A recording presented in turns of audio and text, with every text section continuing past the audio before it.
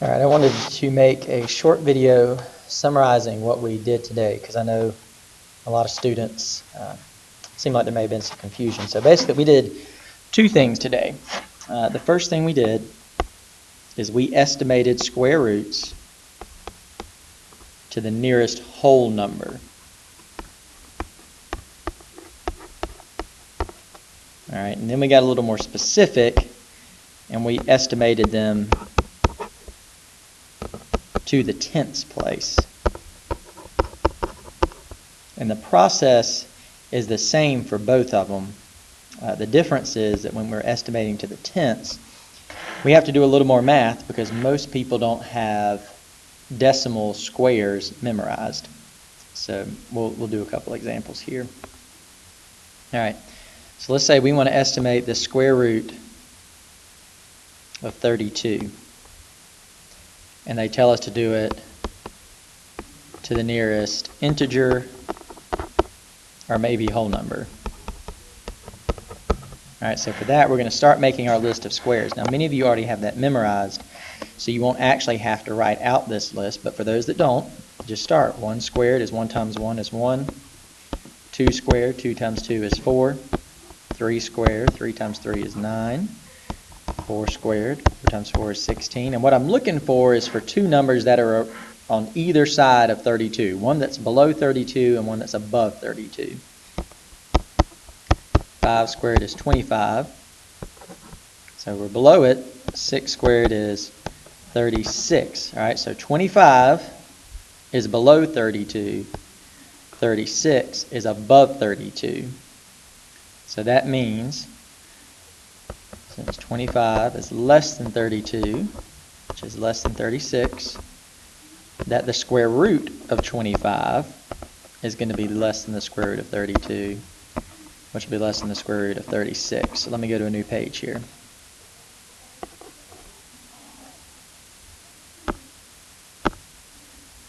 So we got the square root of 25 is less than the square root of 32 is less than the square root of 36. So the square root of 25 was 5, and the square root of 36 was 6.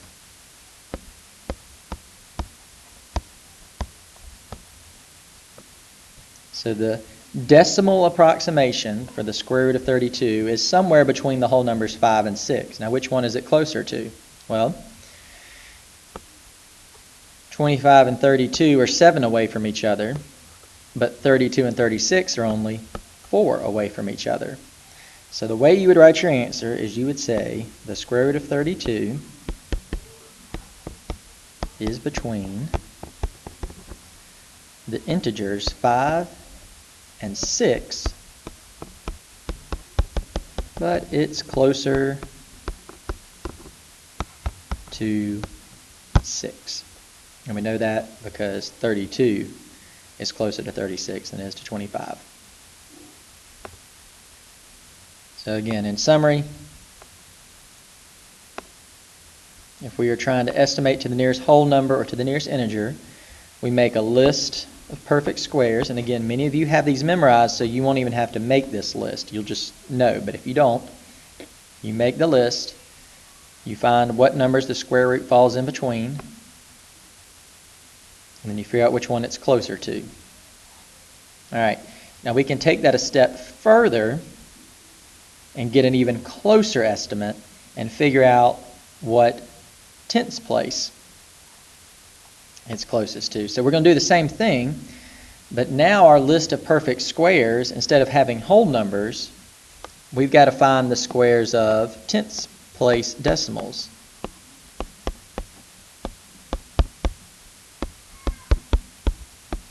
I'm going to write them all out here, even though we're going to find that we don't really need all of them.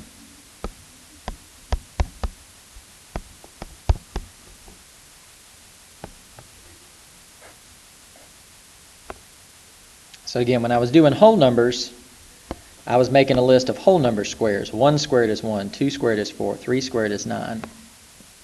Now that I know it's between 5 and 6, I'm going to delve down a little deeper, so I need to know 5 squared, I need to know 5.1 squared, 5.2 squared, 5.3 squared, and so on. But I actually don't need all of these because I know from earlier that it's closer to 6. So to get me going here, because it was about 4 away, let's start with 5.6 and see how close that gets us to 32. Now this is where I said it becomes a little more tedious because I don't know what 5.6 is squared off the top of my head. So I'm actually going to have to write out the math. 6 times 6 is 36. 6 times 5 is 30. Add my 3, 33, 0. 5 times 6 is 30. Carry my 3 again. 5 times 5 is 25. Plus 3 is 28. Add all this stuff up. 6, 3, 11, carry the 1, 3, and a decimal. So 31.36. That's pretty close to 32. It's just a little bit below it. So now I need to try the one above it. I need to do 5.7 squared. And again, how did I know to do 5.6? Really, it was just an educated guess. Because I knew, just based on it being between 5 and 6, I knew it was close to 6, but it's still 4 numbers away, so it's going to be kind of in the middle. Not quite 5.5, so that's why I just tried 5.6. I could have guessed and guessed wrong. Now I need to do 5.7.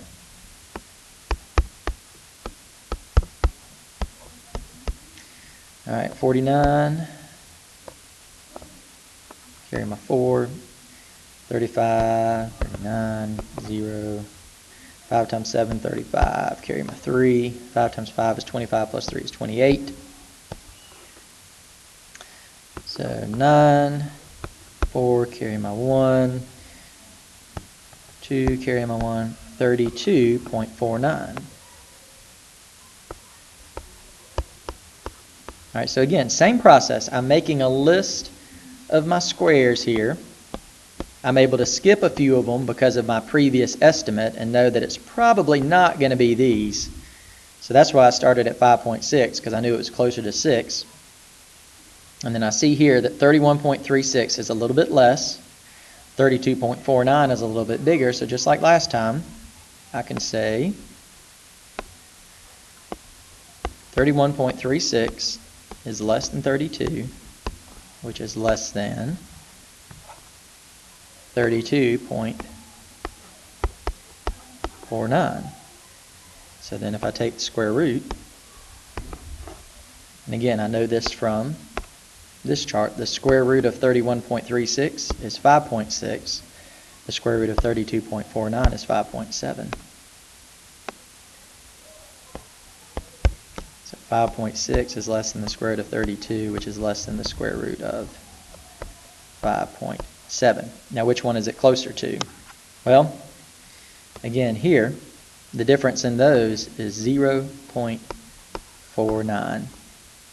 32.49 minus 32 is 0.49. Over here, think of it like getting change back. If I went to the store, I bought something that was $31.36. I gave them $32. How much change would I get back?